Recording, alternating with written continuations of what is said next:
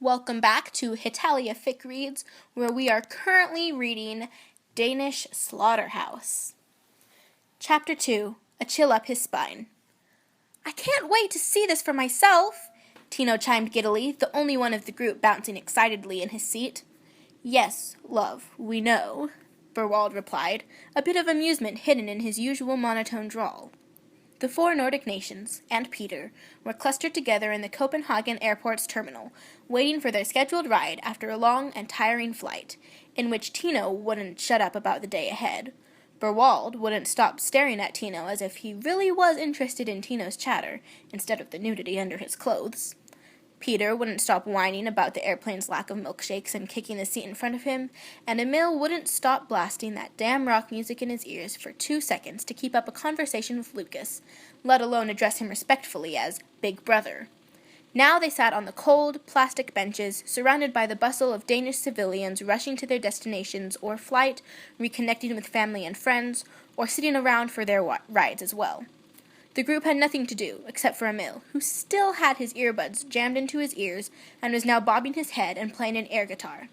And Tino, who just had so much to talk about. And why were they exactly in the wintry airport's building, waiting for a ride that was 2 hours late and counting, with Tino and Berwald's brat napping on Lucas's shoulder as if they were close friends, which couldn't be any farther from the truth? All because the stupid Dane sent them a text message. Lucas fished his cell phone out of his pocket, tapped on the screen a few times to get to his messages, and reread it with an annoyed scowl. Lucas, Emil, Tino, Berwald, and the brat, I guess. You guys would not believe it, but I got me a mansion. It's new, bigger, and totally badass. It's incredible. You guys gotta come and see it. No, you will come. And you will stay here. No's not an option. Love, Maddie. There were about 50 more texts of the same matter, absolutely begging the Nordics to come over as quickly as possible. Lucas sighed loudly, shut off his phone, and slipped it back into his pants pocket. He pulled his knees up to his chest and hugged them, his toes hanging off the edge of the chair. I chose the perfect time to wear freaking skinny jeans, he silently scolded, shivering into his knees. Although he was used to cold climate after living in it for centuries, Lucas couldn't help his teeth chattering, spine quivering, and blood-freezing state that his body involuntarily came into. The worst thing about this was the fact that it was in the middle of spring in Denmark, and nothing's more confusing than having the body temperature drop during one of the warmer seasons after a long winter one. What Lucas wouldn't give to just lie in his warm, comfortable bed underneath the thick, warm quilt, drinking a piping hot mug of delicious, warm coffee, and just be warm. What a great way to start a vacation, Lucas muttered to himself sardonically. Aw, come now, Lucas, it isn't that bad, Tino assured him, interrupting his own stream of thoughts and smiling at Lucas. In case you haven't noticed, Tino, we're stuck in a freezing airport, freezing our asses off, waiting for an incompetent jerk who can't seem to tell time, and these stupid assholes can't seem to at least blast the stupid heat for a couple of minutes so that their patrons won't become sitting icicles, Lucas ranted. Freezing? Lucas, it's spring, and it isn't cold in here, Tino stated, changing his puppy-like grin into a confused frown. What? Lucas looked at Tino and finally noticed that Tino wasn't shivering at all. In fact, none of the others were visibly shivering. He was the only one freezing to death. Lucas, are you okay? Berwald asked. Are you sick? No, I'm not sick, Lucas mumbled. He then sighed and added, But it is strange, though. I was feeling fine up until we set foot in Copenhagen. Then, I don't know. Well, look on the bright side. At least we're that much closer to seeing Matthias's new mansion, and it's really nice for Matthias to let us stay there for our vacation, Tino interjected as his trademark kind smile returned to his face. Yeah, because nothing's more fantastic than being forced to spend your vacation days in the house of a raging lunatic, since the dumbass lunatic won't let you have a choice in the matter and would most likely drag you there himself. Lucas rolled his eyes and rubbed his arms to glean some heat. Aw, my little Nord, you know me so well. The elder Nordics jumped in their seats at the voice, with Tino the only one giving a high-pitched shriek, and Peter waking up from Lucas's movement. Emil was still blissfully unaware of the situation, as he was lost in his own musical world. They looked over their shoulders, and there was the great Scandinavian king himself, wearing a huge, goofy grin, as if he just heard one of the greatest jokes ever. "Oh, hi, Matthias," Tino greeted him. "Sup, Tino," Matthias replied, walking up to the group to give Tino and Berwald a hug. "Yo, Barry, how's it going?" "Everything's fine," Berwald choked out as his neck was tightened in Matthias's hug.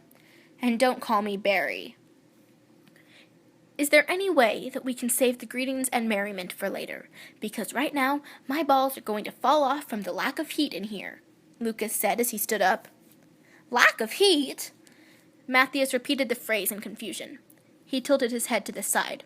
"Lucas, man, I know that my country gets cold a lot, but damn, it's not winter wonderland in here or something, so why would they turn up the heat? Besides, it kind of feels nice in here." "Well, in any case, let's just go already." Lucas grabbed his suitcase and wheeled it away to the nearest exit. The others looked at each other in bemusement, shrugged, and followed suit.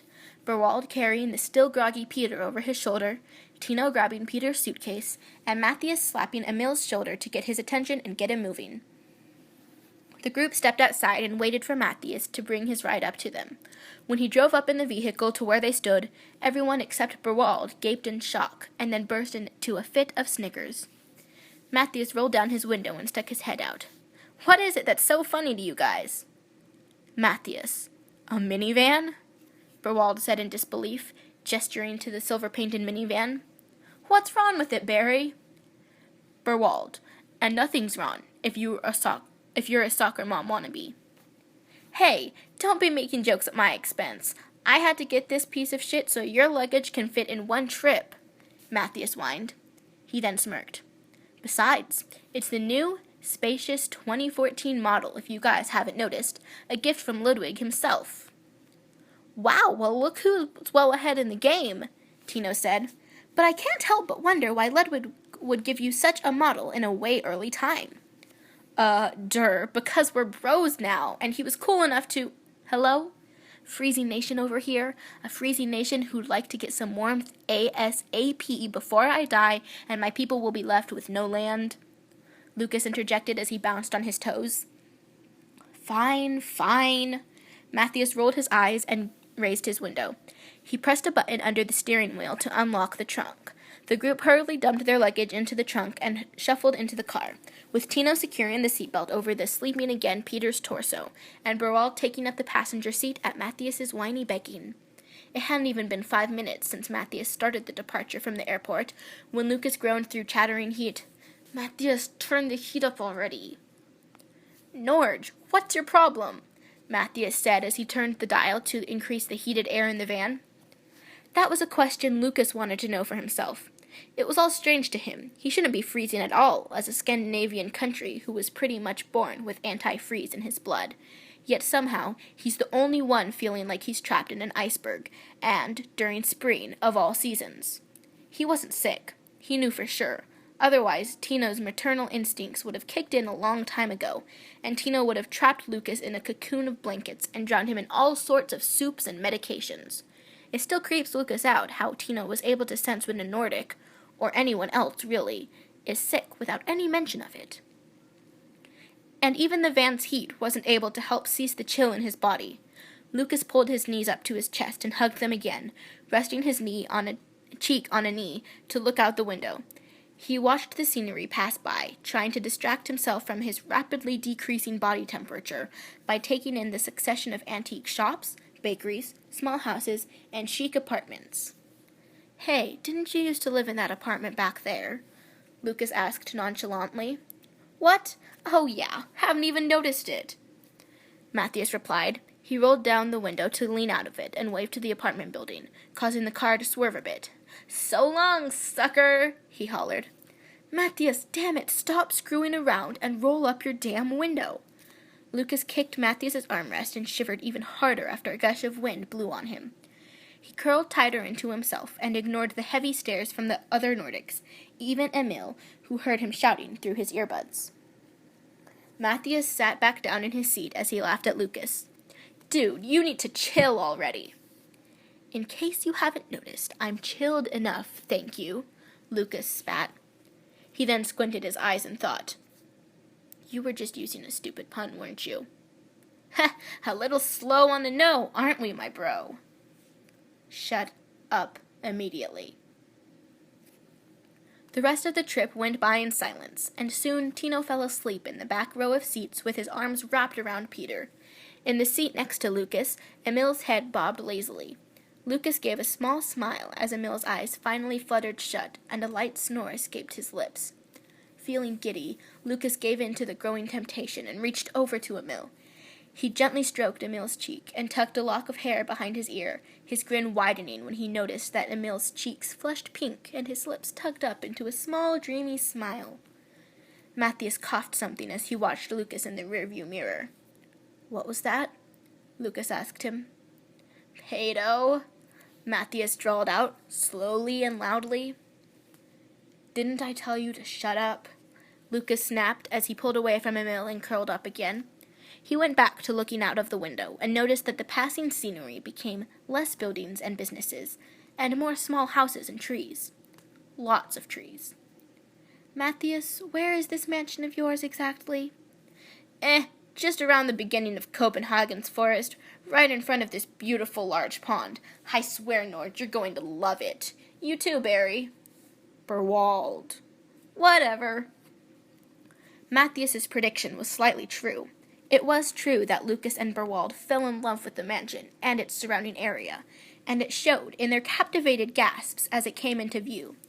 The mansion was a 2-story, pale yellow house built on a low-rising hill and stretched back far into the forest, with a cottage-themed design to its structure.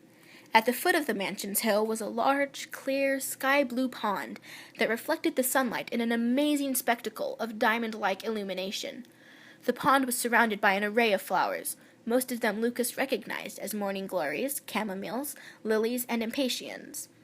The dirt trail they drove on turned into a trail of mixed, smooth, multicolored pebbles as it shot parallel to the pond's side and became a set of stairs as it climbed up the hillside to the mansion's doorstep.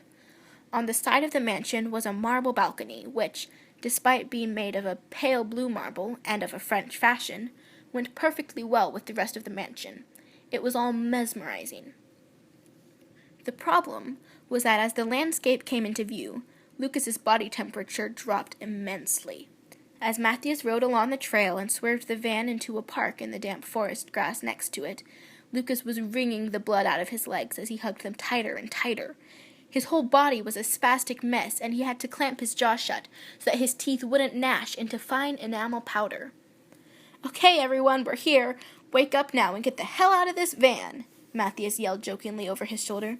"Please don't be afraid to step on the grass as you get out, because it'll just die soon anyway." Tino and Peter stirred awake from Matthias's booming voice and started to yawn and stretch. They slowly clambered out of the van and looked around the forest with sleepy eyes. When those eyes landed on Matthias's mansion, their eyes widened and shone with the same captivation that Lucas felt. "Holy crap, Uncle Matthias! It's so... wow!" Peter exclaimed. "Yes, Matthias, it's so beautiful and breathtaking and my goodness," Tino breathed, placing a hand on his chest in astonishment. "You've definitely made a big move." "It's nice," Berwald simply stated. Matthias crossed his arms and smirked as he basked in the compliments. "See, I knew you guys would like it. What about you, Lucas and Emil?" He frowned when no reply from the two came. "Emil? Lucas?" He looked inside the van to find Emil still asleep in his seat. He smiled and shook his head. "Dude, get your ass up already." He snatched an earbud out of Emil's ear and was startled to hear an ear-splitting, "I hate everything about you!" blast from it. Emil stirred in his sleep and cracked open an eye to Matthias. "What are you doing?" he yawned as he rubbed his eyes. Matthias looked down at the earbud in his hand and back up at Emil. "I was waking you up because we're here." He looked back down at the earbud still vibrating in his palm, with the singer still roaring his love-hate lyrics. "How can you sleep with this pounding in your ear?" Emil said as he snatched the earbud back, "I just do." He stepped out of the van and found himself captured by the beauty of the mansion, too. "Oh my goodness," he gasped. His eyes glistened in what were almost tears. Matthias chuckled and went back to getting his last passenger, but when he looked at Lucas, his face fell into a concerned frown. "Lucas, hey, are you okay?" he asked as he reached for the silently trembling body. He reeled his hand back when Lucas's head shot up from his knees. "I'm fine," Lucas groaned through gritted teeth. He fought the shivers running along his spine as he climbed out of the van and went straight to the trunk. "Can you unlock this damn thing, please?" Matthias reached for the steering wheel and pressed a button underneath it. The trunk popped open, and Lucas lifted the door to drag out his suitcase and make his way to the stairs.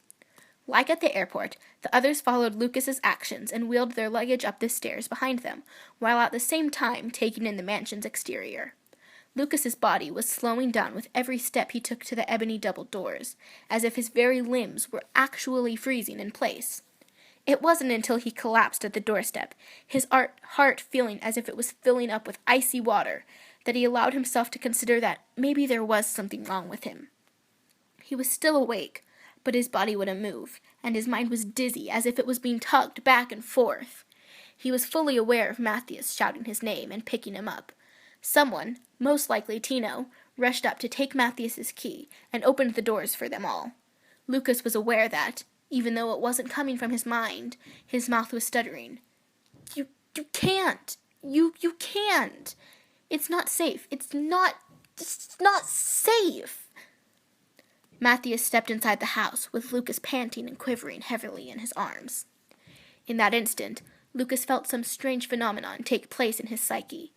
As Matthias stepped into the door, some force pushed itself into Lucas's sense of fear, spinning it wildly, squeezing it tightly, and stretching it to its limit. He gasped deeply and clenched Matthias's shirt, and in the same time that his gasp ended, so did the mind-ravaging, and surprisingly, the cold. "Lucas, are you okay?" Tino asked him as everyone huddled around him, eyeing him warily. Lucas nodded, but felt something wrong within him. He should have been relieved that the body chills had ended, and that the mansion's warmth had settled inside him and calmed his tremors, but the emptiness in the chill's place felt like abandonment, like the cold lost hope, and gave up wrecking Lucas's body for Lucas's sake. It should have been a healing comfort, but it made him feel like the end was coming. And that was the end of Chapter 2. I hope you enjoyed it. Please like this video and subscribe. And if there are any fan fictions that you want me to read after I finish this one, then you can comment them below and they'll go to the top of my list. And yes, I do have a list, but you know what? Any fan requests or any requests from you guys will go straight to the top. So yeah, comment them below if you have any that you really, really want, and give me a link to help me find it if you want. That would be really helpful. And yeah, I hope you enjoy. Thanks. Bye-bye.